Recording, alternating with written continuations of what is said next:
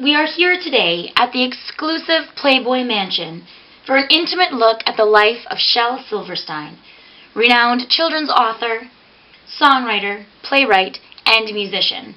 Join us as we take a peek at this interesting and colorful character.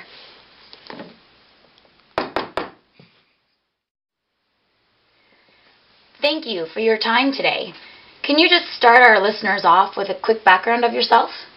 Sure. I was born September 25th, 1930 in Chicago, and named Sheldon Allen Silverstein, but my friends just call me Shel or Uncle Shelby. My parents were old for the times. Mom was 31, Dad was 40.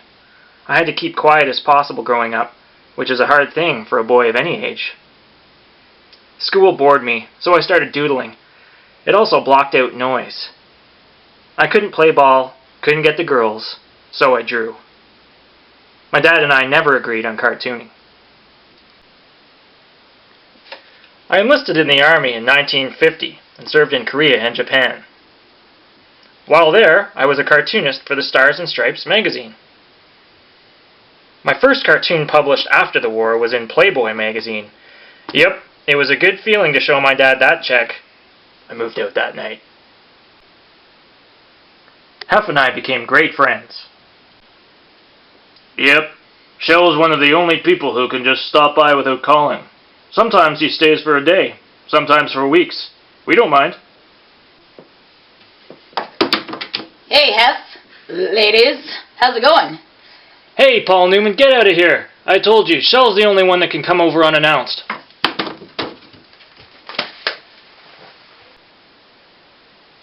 Sorry about that. I won't even publish a Playboy magazine without a Shel Silverstein cartoon in it. So how did you go from drawing in Playboy magazine to being a children's author? Well, when I was doing cartoons for Playboy, I also started writing for them. I also published my own book of cartoons back in 1956. Then I recorded my first album, which was called Harry Jazz. That was in 1959. And then, I believe it was 1963, I met Ursula Nordstrom. She was a book editor, and she convinced me to begin writing for material specifically for children, which I did on pretty short notice, I must say. My first book was called Uncle Shelby's Story of Lafcadio, the Lion Who Shot Back. The next year, I wrote two. I wrote A Giraffe and a Half, and I also wrote The Giving Tree. The Giving Tree is actually one of my most popular books. Perhaps you've read it. Of course, I know that book well. It actually brings me to tears whenever I read it. Want a Kleenex? Shel Silverstein's career avoids any defining label. It rubs out more than 40 years he spent in the thick of Hugh Hefner's Playboy empire. He produced epic poems like The Perfect High or Hamlet as Told in the Street. He also was an accomplished songwriter, writing Johnny Cash's A Boy Named Sue, Dr. Hook and the Medicine Shows, the cover of the Rolling Stone, the Irish Rovers' Unicorn, the Oscar-nominated I'm Checking Out from Postcards from the Edge, all penned by Shel. Oh, my daddy left home when I was 3, and he didn't leave much for Ma and me, just this old guitar and an empty bottle of booze. Well, I don't blame him 'cause he run and hid, but the meanest thing that he ever did was before he left, he went and named me Sue. Green alligators, a long-necked geese, some Humpty Dumpty camels and a chimpanzee, 2 rats and elephants, but sure as you're born, don't you forget my unicorn. While some of his songs were wildly popular, others were colorful, to say the least.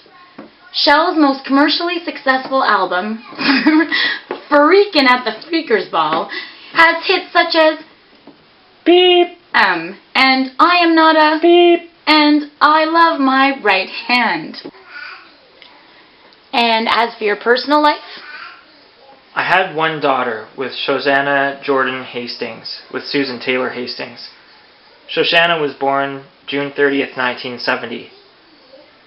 Sadly, Susan died June 29th, 1975, and Shoshana died at 11 years old of cerebral aneurysm.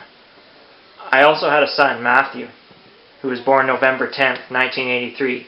I had him with Sarah Spencer.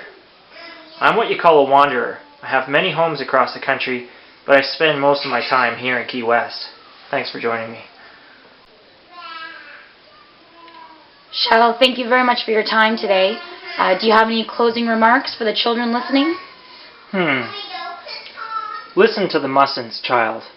Listen to the don'ts. Listen to the shouldn'ts, the impossibles, the won'ts. Listen to never haves, then listen close to me. Anything can happen, child. Anything can be. Sadly, Shel Silverstein passed away on May 10, 1999 in Key West, Florida from a heart attack. He was inducted into the Nashville Songwriters Hall of Fame posthumously, but will always be remembered as one of the best author of children's books. That's what set him apart. He produced memorable collections such as Where the Sidewalk Ends and A Light in the Attic. He wrote The Missing Piece and its sequel, The Missing Piece Meets the Big O. He wrote Falling Up and Draw a Skinny Elephant, among other beloved tales. His children's books are now translated into 30 languages, and they have 20 million copies worldwide. Children will always have his collections to go back to.